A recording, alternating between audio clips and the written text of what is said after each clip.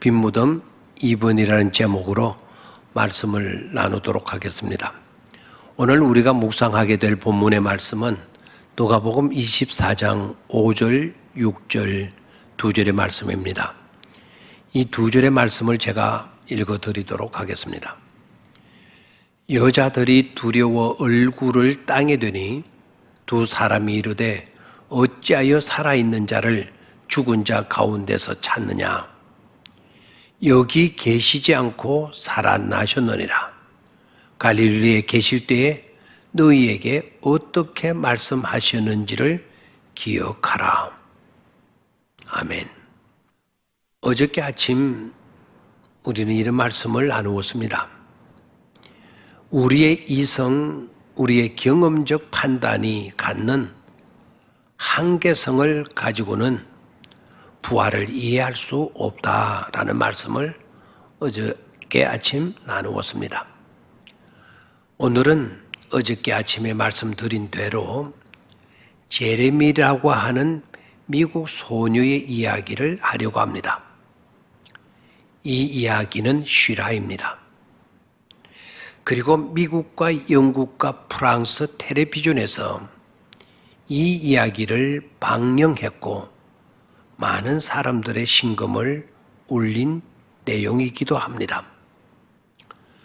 제레미는 날 때부터 신체 부자유자이며 정신지체아였습니다.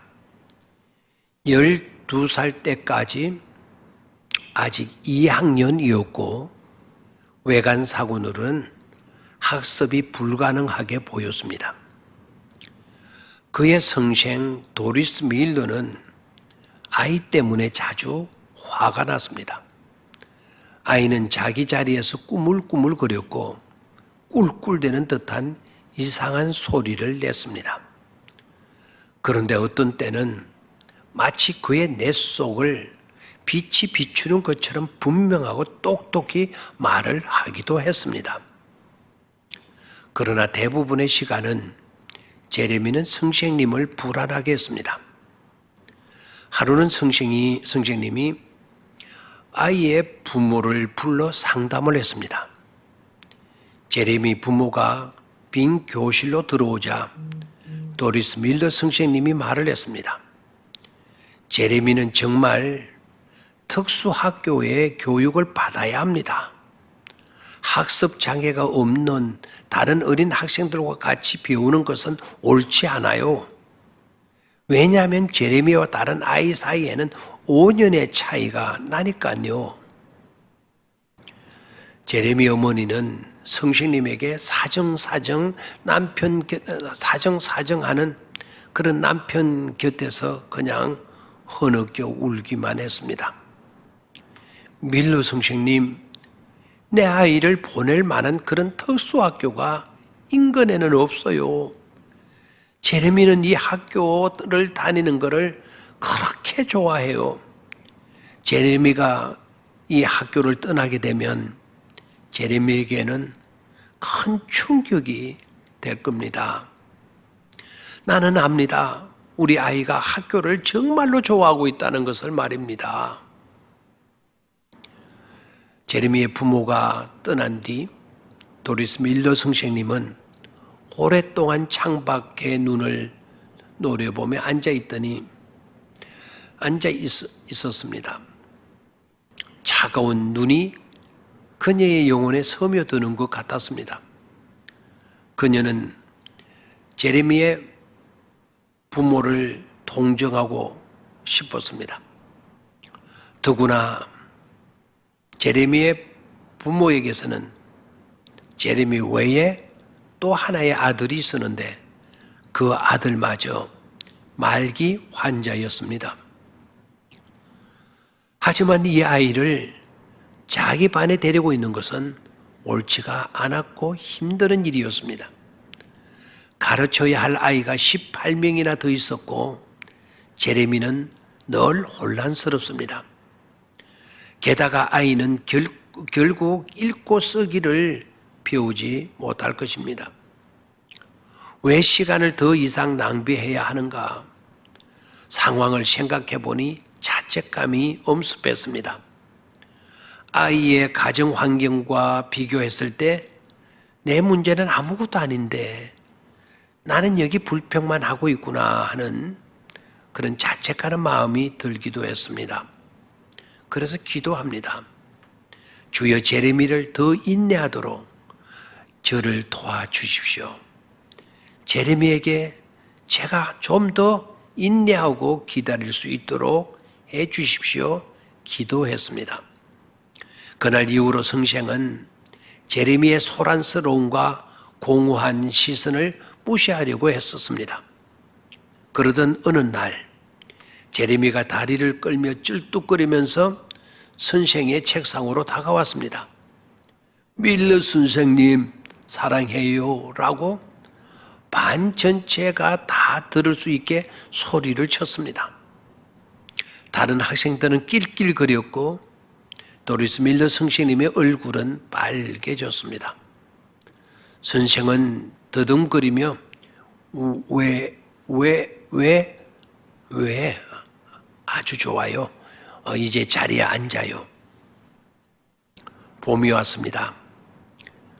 아이들은 부활절이 다가오는 것에 대해 흥분해서 이야기했습니다. 도리스 밀러 선생님은 아이들에게 예수님의 이야기를 들려주었습니다. 그리고 솟아오르는 새 생명의 의미를 강조하기 위해 학생 모두에게 크다란 플라스틱 계란을 주었습니다. 이제 이것을 집에 가져가서 이 안에 뭔가 새 생명을 보여주는 것을 내일까지 담아오세요. 알았어요? 예, 선생님. 학생들은 열광적으로 대답했습니다. 제레미만 빼고는. 제레미는 콜돌이 선생님의 얼굴에서 눈을 띄지 않고 듣고 있었습니다. 아이는 늘 하던 소음도 내지 않았습니다.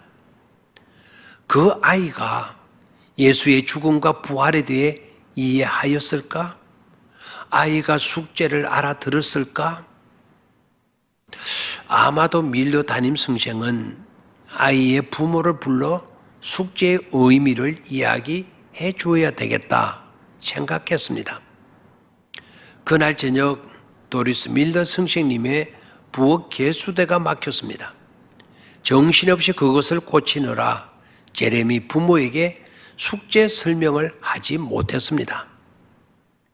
다음날 아침 19명 아이들이 등교했습니다. 아이들은 선생님의 커다란 바구니에 달걀을 넣으면서 웃고 떠들었습니다. 수학 시간이 끝난 뒤에 달걀을 열어볼 시간이 되었습니다. 첫 번째 달걀에는 이와 같이 꽃이 들어 있었습니다. 선생님은 칭찬하면서 말합니다. 맞아. 꽃은 확실히 새 생명을 나타내지 식물이 흙을 뚫고 나오면 우리는 봄이 왔는지 알게 되지. 그때 첫 줄에 앉은 조그마한 여학생이 팔을 흔들며 소리쳤습니다. 선생님, 그건 제 달걀이에요. 다음 달걀에는 아주 진짜같이 보이는 모형 나비가 들어있었습니다. 선생은 그것을 들고 말을 합니다. 애벌레가 변해서 아름다운 나비가 되는 것을 우리 모두 알고 있죠? 맞아요. 이것도 새 생명이에요. 작은 주디가 자랑스럽게 웃으며 말했으면 선생님, 제 거예요. 선생은 세 번째 달걀을 열어보았습니다.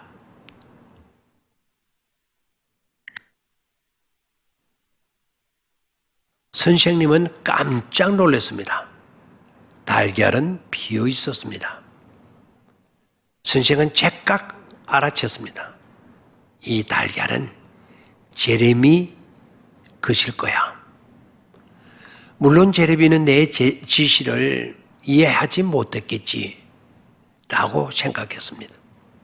만일 제레미 부모님께 전화를 했더라면 이렇게 빈 계란을 가져오지 않았을 텐데 그런 생각을 했습니다. 그리고 선생님은 제레미를 당황시키지 않으려고 조용히 그 달걀을 옆에 놓고 다른 것을 집으려고 했습니다. 그때 갑자기 제레미가 손을 들면서 말을 합니다. 밀러 선생님, 내 달걀에 대해서는 왜 말씀 안 하세요? 선생은 어리둥절했습니다. 그리고 대답했습니다. 그런데 제레미야, 네 달걀은 비어있잖아? 비었잖니? 제레미는 성생의 눈을 보며 부드럽게 말했습니다. 네, 그러나 예수님의 무덤도 역시 비어있잖아요. 시간이 멈추었습니다. 선생이 다시 말할 수 있게 되자 물었습니다. 왜 무덤이 비었는지 너 알고 있니? 제레미가 대답합니다. 네, 예수님은 죽임을 당해서 무덤에 갇혔는데 그의 아버지가 그를 살리셨어요. 마침을 알리는 종이 울렸습니다. 학생들이 운동장으로 흥분해서 뛰어나가는 동안 도리스 밀러 선생님은 울었습니다.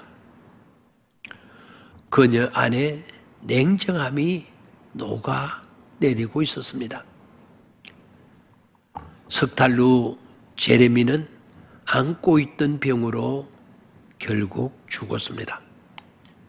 영안실에서 아이의 죽음을 문안하는 사람들마다 관 앞에 12개의 달걀이 놓인 것과 그 모든 것이 피어 있는 것을 보고 놀라고 있었습니다.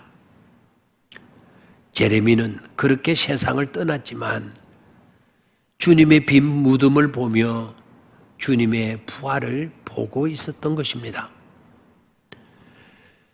오늘 제가 이 이야기를 하게 되는 것은 제레미와 같은 제한된 자신의 지성으로도 부활의 사건을 완벽하게 깨닫고 있었다는 이 사실 때문입니다. 어떻게 보면 건강하다고 생각하는 사람보다도 어떻게 보면 탁월한 지성을 가지고 있다고 여기는 사람보다도 훨씬 더 말입니다. 이게 하나님의 도요, 이게 십자가의 도요, 이게 부활의 도가 아니겠습니까? 저는 하나님께 감사했습니다. 이 부활의 엄청난 사건, 이 부활의 엄청난 이 진리를 제레미야와 같이 정신 박약아에게도 이해할 수 있도록 그리고 받아들일 수 있도록 하시는 하나님의 그 은혜로운 역사 앞에 감사했습니다. 오늘 하루 제레미가 고백했던 그 신앙적 아름다운 고백 우리들에게 있는지 확인해 보면서 부활의 산 신앙을 소유할 수 있게 되기를 바랍니다. 감사합니다.